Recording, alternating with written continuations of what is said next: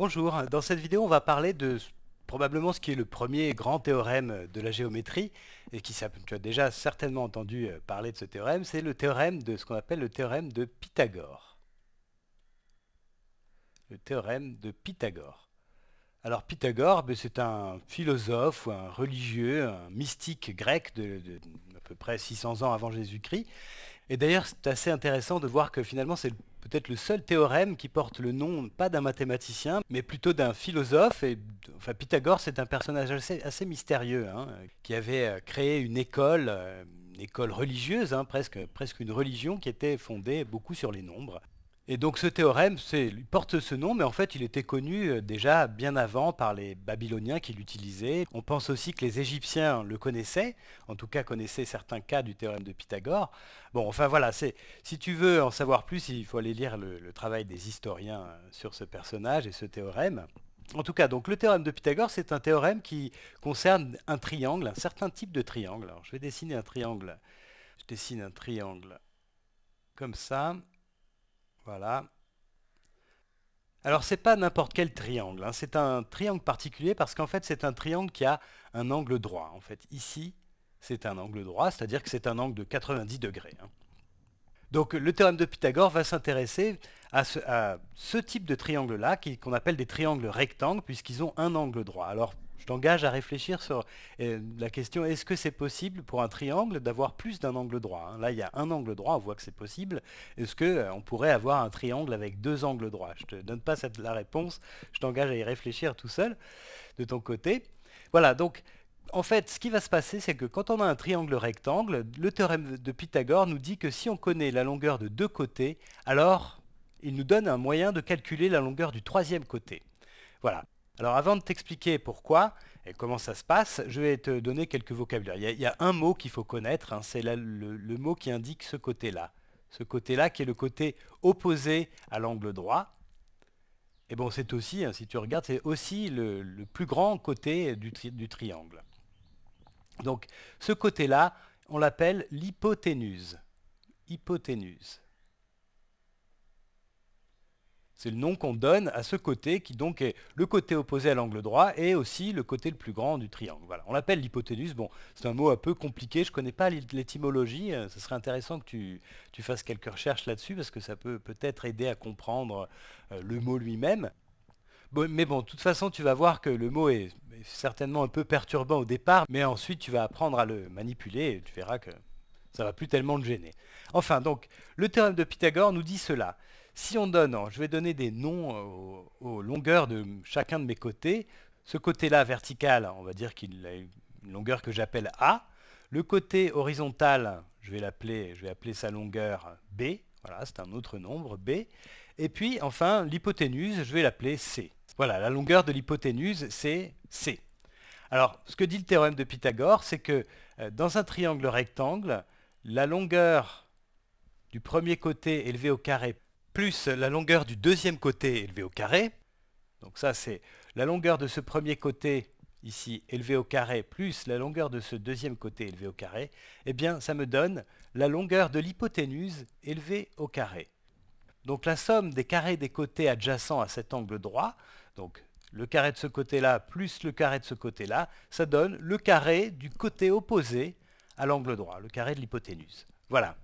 Alors bon, tu vois, c'est une formule qui est assez simple, hein. C'est pas une formule très compliquée, on l'énonce assez facilement. Mais c'est quand même une formule vraiment fondamentale qui intervient dans vraiment de très grandes parties des mathématiques. Par exemple, c'est une formule très importante pour la géométrie euclidienne. Elle permet aussi de faire de la trigonométrie, par exemple. Enfin, donc c'est une formule simple qui a de grandes implications en mathématiques. Bon, on va laisser ça de côté pour l'instant, on laisse ça pour plus tard, pour d'autres vidéos plus poussées. Pour l'instant, ce qu'on va faire, c'est tester un petit peu cette formule. Alors je vais prendre un autre triangle, je dessine un triangle rectangle, hein, pour qu'on soit dans le cas du théorème de Pythagore. Donc voilà, par exemple, un côté, là je fais un angle droit, voilà. Là, ça c'est un triangle rectangle, et puis je vais lui donner des dimensions. Alors je vais dire que ce côté-là mesure 3, et celui-là mesure 4. Et ce qu'on va faire, c'est essayer du coup, avec le théorème de Pythagore, de calculer ce côté-là, la longueur de ce côté-là. Voilà. Alors, Bon, la première chose à faire pour pouvoir appliquer le théorème de Pythagore, c'est essayer de repérer quelle est l'hypoténuse dans le triangle. Il y a 3 côtés, un de ces côtés c'est l'hypoténuse, il faut trouver lequel. Alors pour ça, on peut soit se dire que c'est le côté opposé à l'angle droit, donc ici l'angle droit c'est là, donc le côté opposé c'est celui-ci. Donc l'hypoténuse c'est ce côté-là ici, en rouge. Voilà. Alors ici, on pourrait aussi se dire que c'est le plus long côté. Alors là, on le voit, hein, mais la figure pourrait être fausse. On pourrait très bien avoir une fausse figure. Donc c'est pas très judicieux d'aller regarder quel est le plus long des trois côtés ici, puisqu'on ne connaît pas la longueur du troisième. Hein. Enfin voilà, on a quand même repéré l'hypoténuse, quelle que soit la manière dont on le fait. Alors du coup, c'est ce qu'on appelle ici, si on veut revenir à cette formule-là, hein, on pourrait l'appeler n'importe comment, bien sûr, mais bon, l'usage, c'est quand même souvent de la repérer par la lettre C, de l'appeler C, cette longueur. Donc ici, c'est la longueur C, et alors j'ai, par exemple, ici, ça sera la longueur A de ce côté-ci, et puis là, cette longueur de ce côté, je vais l'appeler B. Donc maintenant, je vais appliquer le théorème de Pythagore. Donc j'ai A au carré c'est 4 au carré, puisque A c'est égal à 4, plus B au carré, B ici c'est 3, donc j'ai plus 3 au carré, et ça me donne la longueur de ce côté-là élevé au carré, donc C au carré. Alors bon, je peux faire quelques calculs ici, 4 au carré ça fait 16, plus 3 au carré ça fait 9, et donc ça me donne C au carré. Donc C au carré, 16 plus 9, ça fait 25. Donc en fait, C au carré, ça fait 25. Voilà. Du coup, ça veut dire que C, c'est racine carrée de 25, ou moins racine carrée de 25, hein, d'ailleurs, les deux seraient possibles. Donc ça serait, racine carrée de 25, ça fait 5, donc ça serait plus, la longueur C, ça peut être plus 5 ou moins 5. Bon, moins 5 ici, on parle de longueur, donc ce n'est pas une valeur qu'on peut retenir.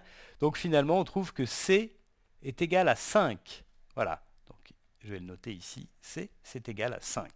Donc avec ce théorème de Pythagore, connaissant les longueurs de ces deux côtés et sachant qu'il y a un angle droit, eh bien on a réussi à calculer la longueur du troisième côté qui était l'hypoténuse. Voilà, alors on va faire un autre exemple, je vais prendre un autre triangle, je vais monter un petit peu, voilà. Donc je vais faire un autre triangle.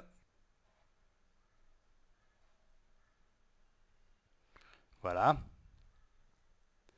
Et donc l'angle droit, c'est celui-là. Voilà. Alors cette fois-ci, les longueurs qu'on va connaître, c'est celle-là, qui mesure 12, ce côté-là mesure 12, et ce côté-là mesure 6. Voilà, et donc on va chercher à mesurer la longueur de ce côté, à calculer la longueur de ce côté-là. Alors comme tout à l'heure, on commence par repérer l'hypoténuse, qui est le côté opposé à l'angle droit, donc c'est ce côté-là.